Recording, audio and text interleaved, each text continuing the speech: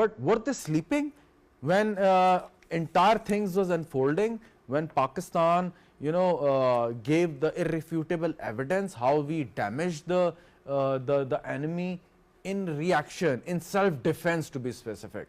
Mr. Shahzad, that's what we are thinking, that they are shameless or they should be ashamed of what they have done.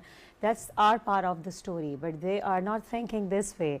They are very proud of what they have been portraying against Pakistan and against their own Modi government. They are not ashamed at all. In fact, they are very proudly presenting the manipulation and mispropaganda and the fake facts in their dictionary, the fake facts. So they are super proud of what they are presenting. They are not ashamed at all. In fact, the whole international media is making fun of them, but still they are asking questions, but not apparently. They are pointing, they are raising questions with each other only, I think, on social media, but on mainstream media, they are not even allowed to say a single word against their BJP government. Why? Because Why? Because they don't have any freedom of expression. They have civil freedom of expression. They claim to be the largest democracy, but they have no freedom of expression. Even their opposition cannot say a single word against BJP government. So just forget if their media can dare to say a single word against their current government. They are helpless. They are speechless. They are I would say they're in the prison. They are not doing their neutral journalism. They don't know how to be a neutral journalist.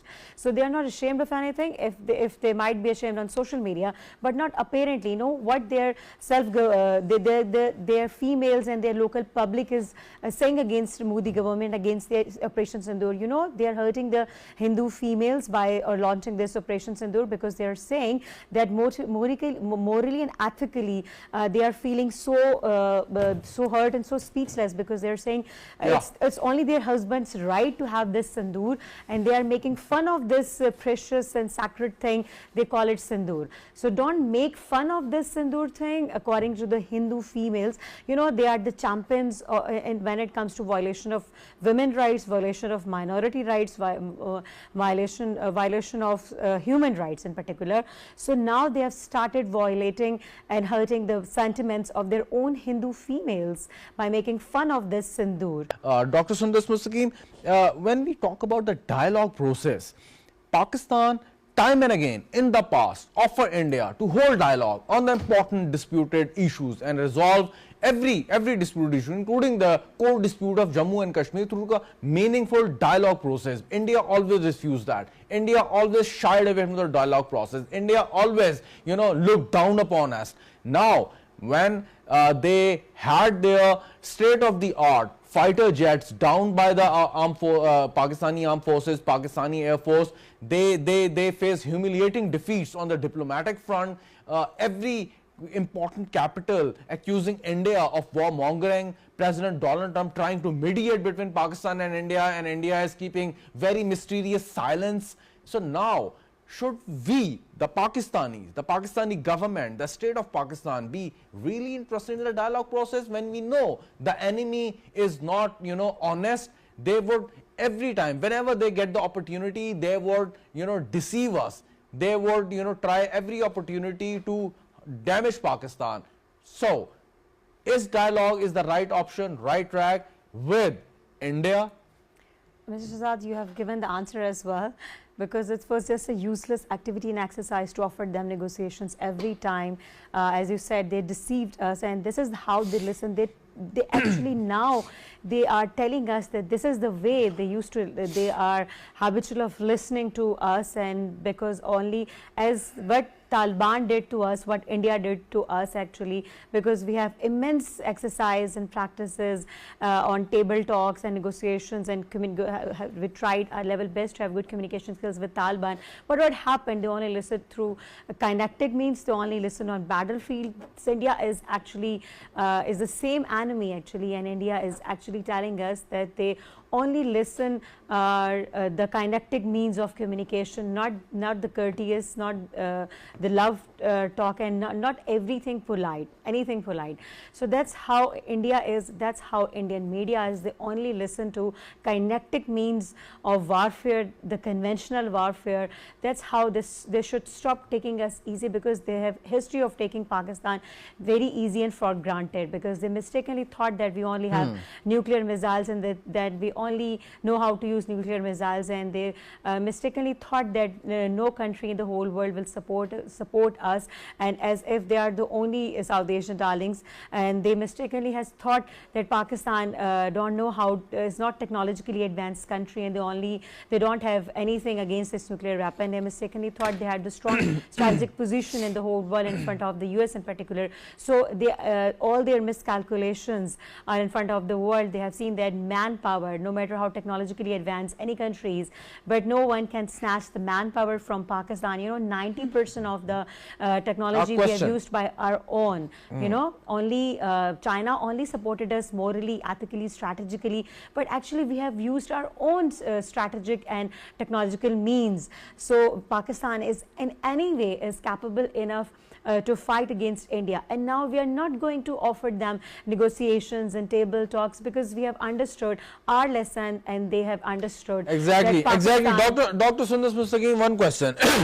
India always took a stand. I mean, according to their own estimation, I mean, that was exactly the same lie, just like the Pahalgam false flag operation, that let's talk about terrorism, don't talk about Kashmir. I mean, that was Indian stance. Okay, fine. If you want to talk about terrorism, let's talk about the acts of terror you have backed, sponsored, supported in Balochistan. I mean, how many body bags would we continue to lift in future? I mean, there are so many casualties in the past. We lost, I mean, thousands of people in the operations conducted, sponsored, supervised by the Indian intelligence agencies. And now they are asking us, they are lecturing us to come and talk about terrorism. Fine, let's talk about terrorism. And they have to answer what they have been doing in the province of Balochistan in particular and Pakistan in general. Not only with India, the whole world know this fact that Pakistan has lost more men than any other country in the whole world, more than 90,000 men, and not just men, we have lost our women and kids as well. So Pakistan is the front line, not only the victim of terrorism, but the front line fighter of terrorism as well. So we are facing the fire at both ends. In Pakistan, our DG ISPR has said that we are not going to bow down against the Indian hegemony, and he has also said that India is actually activating its assets to intensify terror attacks in Pakistan, presenting irrefutable evidence of India. We have all our intelligence agencies has all the credible evidence against the India that BLA and Taliban are what they are doing in Balochistan collectively. And in March in Jafar Express, we should not forget this Jafar Express where we lost 27 hostages and 18 army personnel. So we should keep on highlighting Jafar Express. We should keep on talking about Jafar Express, and we should raising our voice in front of the whole world that India has always took initiative. We are not the one who take initiative. We are the one who actually defend ourselves. So we are not the one. We are a very peaceful nation, and we know very well how to defend ourselves. We actually attacked back to India on the third day. So we tried at level best not to do this, but when India was keep on doing this, and they mistakenly thought that we don't know how to fight. So I think India has learned its lesson now. The self-destructive Indian government and Modi government is actually facing the backlash and consequences of attacking in Pakistan. Of course. Sundus Mustaqim, there are two schools of thoughts. One says that you hold dialogue on all the issues, and you develop consensus, you develop a better, comfortable, congenial atmosphere to discuss the critical issues like terrorism in Balochistan by Indian spies and intelligence agencies, or the core dispute of Jammu and Kashmir. But before discussing those critical issues, you need to develop a comfortable atmosphere. And the other school of thought, they say, unless you resolve the core dispute first, you really cannot discuss any other issue. So which school of thoughts you belong to? Well, there is a very thin line between two. So Kashmir, Mr. Basim has very rightly has said that Kashmir dispute, we cannot start negotiations with India without resolving the Kashmir issue. I second this school of thought actually, because Kashmir is a thing which we can never forget, because we don't want to compromise in Kashmir issue. We don't want to give this misunderstanding to the world, to the whole world, not only to the India, that we have actually forget about the Kashmir and we have moved on. We can never move on without resolving this Kashmir issue.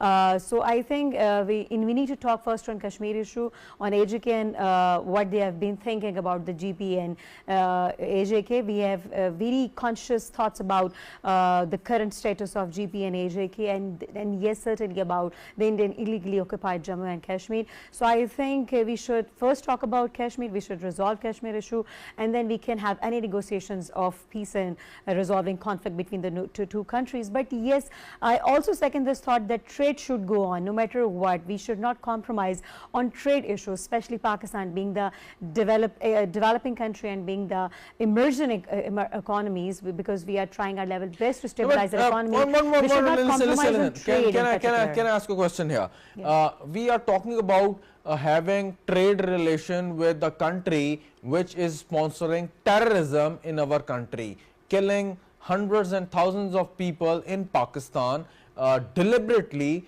trying to weaken Pakistan, trying to destabilize Pakistan, maligning Pakistan at every important international fora. So why should we be interested having trade relation with such a country which has all the motives to destroy Pakistan at the first place?